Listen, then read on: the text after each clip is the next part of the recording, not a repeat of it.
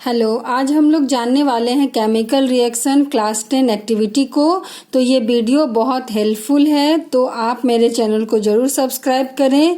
तो first activity है, ये है हमारे पास 2 टेस्ट ट्यूब। ठीक है, ये रहा हम लोगों के पास 2 टेस्ट ट्यूब। ठीक है, तो इस एक जो हमारा ये टेस्ट ट्यूब है फर्स्ट वाला, इसमें हम लोग डालेंगे लेड नाइट्रेट सॉल्यूशन। ठीक है, एंड सेकेंड वाला जो टेस्ट ट्यूब है उसमें हम लोग डालने वाले हैं पोटेशियम आयोडाइड सॉल्यूशन। ठीक है, तो एक टेस्ट ट्यूब में हमने क्या लिया, लेड नाइट्रेट सॉल्यूशन, और दूसरा में पोटेशियम आयोडाइड सॉल्यूशन। ठीक है, तो इन दोनों का रिएक्शन क्या होगा, इस दोनों का जब रिएक्शन होगा तो केमिकल हमारा जो रिजल्ट आएगा वो क्या होगा। ठीक है, तो हम लोग आगे बढ़ते हैं और इन दोनों का केमिकल रिएक्शन देखते हैं कि कैसे होता है। ओके, तो एक ये हमारा टेस्ट ट्यूब है, इस टेस्ट ट्यूब में जिसमें हमने लिया था लेड नाइट्रेट सॉल्यूशन, उसमें हम लोगों ने पोटेशियम आयोडाइड सॉल्यूशन को धीरे धीरे करके 1 ड्रॉप बाय ड्रॉप करके इसमें डाला, मतलब मिलाया इसमें। ठीक है, इन दोनों को आपस में मिलाया। ओके, आफ्टर सम टाइम हम लोग देखते हैं कि ये जो हमारा टेस्ट ट्यूब है जिसमें पहले से हमारे पास था लेड नाइट्रेट और उसमें हमने मिलाया था पोटेशियम आयोडाइड सॉल्यूशन, तो ये जो टेस्ट ट्यूब है उसमें क्या होता है, येलो पिपेट ऑफ लेड जो हमारा आयोडाइड है वो इसमें बन जाता है। ठीक है, तो इसका जो केमिकल रिएक्शन का जो इक्वेशन होगा उसको भी हम लोग आगे जानेंगे। तो हमारे पास क्या मिला हम लोगों को, product yellow pipette of lead iodide. Okay, ये हम लोगों को मिला प्रोडक्ट, और हमारे पास जो रिएक्टेंट था वो क्या था, lead nitrate solution and potassium iodide solution. ये दोनों था हमारा रिएक्टेंट, और हम लोगों को प्रोडक्ट क्या मिला, रिएक्शन होने के बाद रिजल्ट क्या आया, वो आया हमारा yellow pipette of lead iodide. Okay, तो हम लोगों के पास ये एक केमिकल इक्वेशन बना। लेड नाइट्रेट सॉल्यूशन को हम लोग इस तरह से डिनोट करते हैं सिंबल से PbNO3 ट्वाइस। ठीक है, एंड पोटेशियम आयोडाइड सॉल्यूशन को हम लोग लिखते हैं 2Ki, और इन दोनों को जब हम लोग ऐड करते हैं देन लेड नाइट्रेट सॉल्यूशन में हम लोग पोटेशियम आयोडाइड सॉल्यूशन को इस तरह से डालते हैं, मिलाते हैं, तो हम लोगों को 2 प्रोडक्ट मिलता है, और वो होता है, एक होता है PbI2 एंड दूसरा होता है 2KNO3। ठीक है, तो इस तरह से हमारा एक बैलेंस केमिकल इक्वेशन बनता है। क्या बनता है, PbNO3 twice plus 2Ki then gives a PbI2 plus 2KNO3। ठीक है, तो ये एक्टिविटी से हम लोगों को मिला yellow pipette of lead iodide. Okay, तो इस एक्टिविटी को हम लोग इस तरह से जानेंगे। ओके, देखो बेटा, अब हम लोग दूसरा इक्वेशन को जानेंगे, दूसरे रिएक्शन को, दूसरे एक्टिविटी को जानेंगे जो हमारा क्लास 10 का ही है।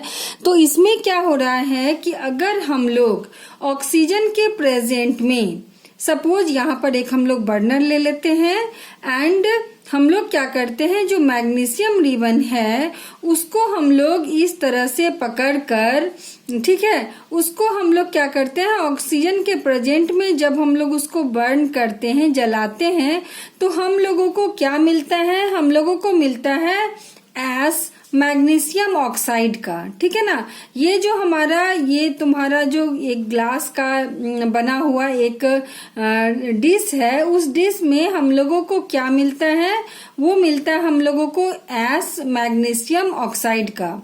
ठीक है, तो ये जो हमारा मैग्नीशियम रिबन है, जब भी हम लोग इसको जलाते हैं, इसको बर्न करते हैं, और वो भी ऑक्सीजन के प्रेजेंट में, तो वो क्या करता है, एक वाइट लाइट का फ्लेम भी देता है, एक फ्लेम देता है जो क्या होता है, वाइट फ्लेम होता है, ठीक है ना, वाइट फ्लेम होता है। और वाइट कलर का हमारा एस निकलता है। मैग्नीशियम ऑक्साइड भी किस कलर का होता है, वाइट कलर का। इस डिश में हम लोगों को एस कैसा मिलता है, वो मिलता है वाइट कलर का।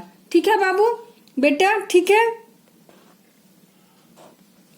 हमने जो एक्टिविटी पढ़ा, मैग्नीशियम रिबन को ऑक्सीजन के प्रेजेंट में जब हमने उसे बर्न किया तो Mg ये हुआ मैग्नीशियम एंड ये हमारा O2 ऑक्सीजन है। और ये दोनों का जब रिएक्शन होता है, ये दोनों जो रिएक्टेंट रिएक्ट करते हैं तो हम लोगों को क्या मिलता है, वो मिलता है हम लोगों को MgO, ठीक है, मैग्नीशियम ऑक्साइड का एस मिलता है। ठीक है, तो इस तरह से 2Mg + O2 gives a 2MgO। तो मैग्नीशियम एंड ऑक्सीजन ये दो रिएक्टेंट हैं और हम लोगों को प्रोडक्ट क्या मिला, मैग्नीशियम ऑक्साइड। ठीक है, तो इस एक्टिविटी में हम लोगों के पास प्रोडक्ट क्या आया, मैग्नीशियम ऑक्साइड।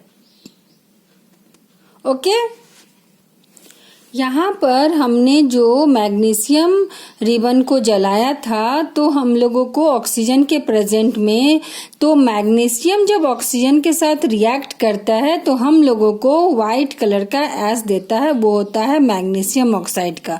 तो 2Mg + O2 gives a 2MgO। दो रिएक्टेंट जब रिएक्ट किए तो हमें प्रोडक्ट क्या मिला, MgO, मैग्नीशियम ऑक्साइड। ओके,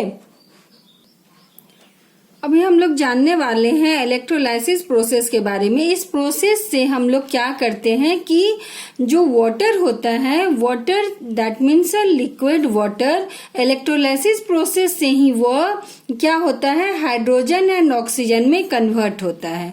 जब भी इलेक्ट्रोलाइसिस प्रोसेस करते हैं, H2O का जो रिएक्शन कराया जाता है तो हम लोगों को दो गैस मिलते हैं।